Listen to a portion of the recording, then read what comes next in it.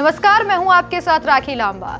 क्या ममता बनर्जी की कुर्सी जाने वाली है? क्या पश्चिम बंगाल ममता बनर्जी के हाथों से निकलने वाला है? क्या ईडी की रेड ममता बनर्जी के लिए गले की फांस बन चुकी है?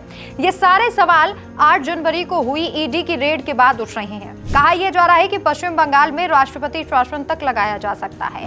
यह घटना 2026 के विधानसभा चुनावों से ठीक पहले हुई है, जब टीएमसी और भाजपा के बीच जंग चरम पर है। अब ऐसे में सवाल ये भी है कि क्या बंगाल में राष्ट्रपति शासन लग सकता है और क्या ये केंद्र की एनडीए सरकार के लिए एक माकूल मौका है, जब वो अनुच्छेद 356 के तहत राष्ट्रपति शासन लगवाकर चुनाव करवा सकती है।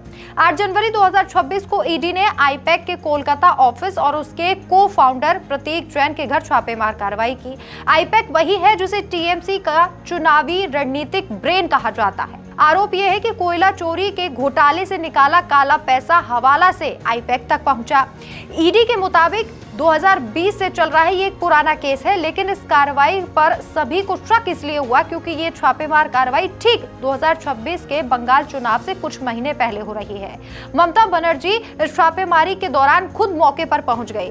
वीडियो में साफ दिखाई दिया कि वो इस मामले में हाई वोल्टेज ड्रामा कर रही हैं। ममता बनर्जी खुद वहां पहुंची, कुछ दस्तावेज, हार्ड डिस्क और मोबाइल लेकर वहां से चली गई। एक ग्रीन फाइल भी वो लेकर गई। ईडी ने आरोप लगाया है कि दीदी ने की एविडेंस को हटा लिया, जो जांच में बाधा है। वहीं ममता ने इसे राजनीतिक बदला बताया और अमित शाह को nasty and naughty home minister कहा है। वहीं राज्य पुलिस ने ईडी अधिकारियों पर ही एफआईआर दर्ज की और अब दोनों पक्ष कलकत्ता हाई कोर्ट में आमने सामने हैं। ईडी ने ममता और टॉप पुलिस अधिकारियों के खिलाफ सीबीआई जांच की मांग की है। वहीं भाजपा ने संघीय एजेंसी में बाधा करार दिया और इसके साथ ही राज्य में राष्ट्रपति शासन की मांग बीजेपी की तरफ से की गई। अब आप ये भी समझ रहे हैं कि आखिर कोल घोटाला क्या है, जिसके तार छापेमारी से जुड़े हुए हैं।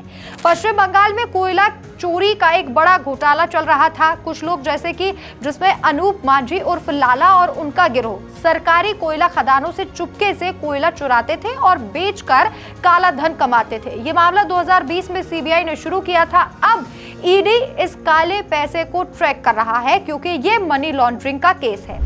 इसी को लेकर प्रतीक जैन के घर पर छापेमारी हुई। अब आपको ये भी याद होगा कि 2021 चुनावों के बाद हिंसा में सैकड़ों मौतें, भाजपा कार्यकर्ताओं पर हमले पर सुप्रीम कोर्ट ने जांच की मांग की थी। फिर संदेश खाली कांड हुआ, जिसमें महिलाओं पर अत्याचार, भूमि हड़पने के आरोप और टीएमसी की कथित निष्क्रियता सामने आई। इसके साथ ही कोयला घोटाला, नौकरी घोटाला, शारदा चिट फंड, टीएमसी नेता इसमें फंसे, कई मंत्रियों को बर्खास्त किया गया। अब ये आईपैक रेड। ईडी का कहना है कि कॉल स्कैम के पैसे टीएमसी के गोवा चुनाव कैंपेन में इस्तेमाल हुए। प्रतीक जैन टीएमसी के आईटी सेल हेड है और आईपैक टीएमसी की स्ट्रेटेजी बनाती है। अगर सबूत साबित हुए तो ममता बनर्जी पर आईपीसी की धारा 186 यानी कि सरकारी काम में बाधा, ये धारा लगाई जा सकती है। पीएमएलए की धारा 67 ईडी को मजबूत पावर देती है। और हाँ, गवर्नर सीवी आनंद बोस ने कहा है कि ममता ने संवैधानिक अधिकार का उल्लंघन किया, जो सीएम बने रहने के राइट को चैलेंज करता है। और इसीलिए कहा जा रहा है कि ममता दीदी की कुर्सी पर संकट के काले बादल मंडरा रहे हैं और इसके साथ बीजेपी लगातार राष्ट्रपति शासन लगाने की मांग भी कर रही है। इस खबर पर आपकी क्या राय है? अपनी राय हमें कमेंट करके जरूर बताएं। नमस्कार।